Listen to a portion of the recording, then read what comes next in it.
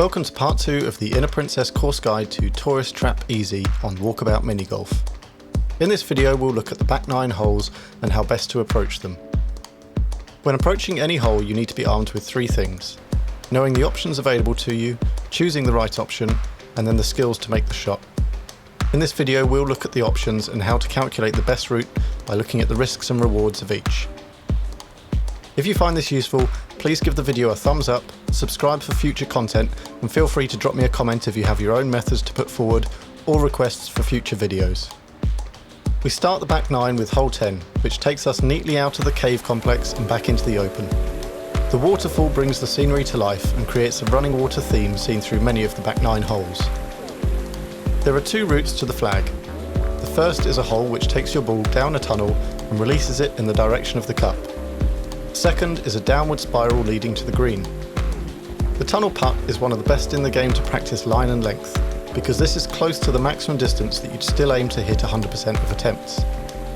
This should leave you with a slightly shorter putt to the hole, averaging 2 shots every time I practiced it. The spiral route adds the possibility of a hole-in-one, but it's not a strong chance. The lip between the mat and the wood also adds the risk of chipping your ball up and out of bounds. Get it right and your ball will be delivered within putting range of the hole. Because of the out of bounds risk, this route averaged 2.2 shots per attempt, and so is statistically the weaker route. Hole 11 features another of the few straight line putts in this course, though this time you have to navigate the sloping curve of the bridge. Overhitting should still leave you on the green and within putting distance, while underhitting will leave you at the middle of the bridge and with an uphill putt. Get the weight right and the hole-in-one is a direct line. In practice I averaged 1.9 shots for this hole. Hole 12's percentages are all down to the first shot. Starting off on a raised platform you have another thematic tunnel system taking you down to the triple green. Hit your tee shot too hard and you're taken down the 3rd tunnel with no guaranteed straight line putt to the hole. Hit too soft and you're taken to another side green with a slightly better chance of a line to the hole. Hit in between these two for the central tunnel and your ball will be delivered close to the cup. In practice, I hit the central tunnel every time, so there's minimal risk to this hole. The following short putt meant I averaged 2 shots on every attempt. If you happen to overhit it, the far tunnel averages 2.9 shots, and the underhit route averages 2.7 shots, so if you're going to miss short. Spoiler alert if you've not yet played the night version of Tourist Trap, but for those of you that have, this hole will give you a momentary panic until you realise you're on the day course. Hole 13 is actually quite a straightforward birdie. The route to the green is via a bridge over the water flowing into the sea coming from the waterfall seen in the previous few holes. There's a barrier on either side of the bridge, so there's little danger of the ball falling out of bounds. There's plenty of margin for error on the power here, so send your ball on its way over and round and you should be set up with a reasonably comfortable birdie putt. In practice, this hole was birdied every time. Just a short teleport from the flag at hole 13 is the tee for 14. Before playing this hole, take a moment to appreciate the artistry put into playing a hole through a ship split in half. This is one of the best looking holes on the course and is a generous par 4. The route to the cup is actually just a straight putt, but the elevation drop and the distance create the challenge here. Most reasonably straight shots will rebound off the rear rocks to leave a safe 2. If you play for the hole-in-one, not only do you need to keep a straight line, but also need to play at a careful pace to just clear the rocks before the mat. With a practice average of 2.1 shots per attempt, this is a great opportunity to improve your round score. Hole 15 is a short but brilliantly designed hole. The layout follows an S shape with 2 banked curves steering you around an anchor and a treasure chest. Once you've found the right weight for this hole, it becomes a safe 2, but the real fun is in trying for the hole-in-one. To do this, you have to catch the wall at the top of the first curve to alter your ball's path. Doing this runs the risk of getting stuck behind the treasure chest, and therefore takes some practice. After 15 attempts, I averaged 2.2 shots for hole 15. The walk up the steps to hole 16 will make you grateful this is a VR experience.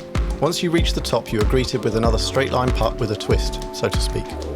The cup is surrounded by a forgiving bowl of banking, which means even if you miss your line, you've still got a chance to go in on the way back down. Be aware that missing horizontally will leave your bowl penduluming around without going in. so focus on hitting as straight as possible. The design gives you a fair margin for error, but should you find yourself outside the bowl for shot 2, you have a reasonably sure in on your next shot. And with a generous par 3, you should pick up a shot or 2 here. In practice, I averaged 1.5 shots. The penultimate hole is perhaps one of the hardest tee shots on the course. The route between you and the cup is around a banked edge, reminiscent of a NASCAR bend. The banking is unprotected on the outer and inner edges, so your line and weight are under pressure. The route is wide enough to give the ball a firm hit and still stay in, but make sure to start on the inside line to give yourself as much margin for error as possible. Once you make it round, the ball is contained in a tight-sized green, so you'll have a safe next putt. The hole-in-one is available, but you'll need just the right judgment of line and length to make it. This hole averaged 2.1 shots. Tourist Trap's final hole is the ultimate test of risk and reward. Standing at the very top of the main island rock, you are faced with 2 ways of getting down to the sea level cup. The first route, neatly signposted by the course designers, is along a series of chutes which spit your ball out on the tier below. For this, you just repeat the process until you make the final green, which should take you 3 shots.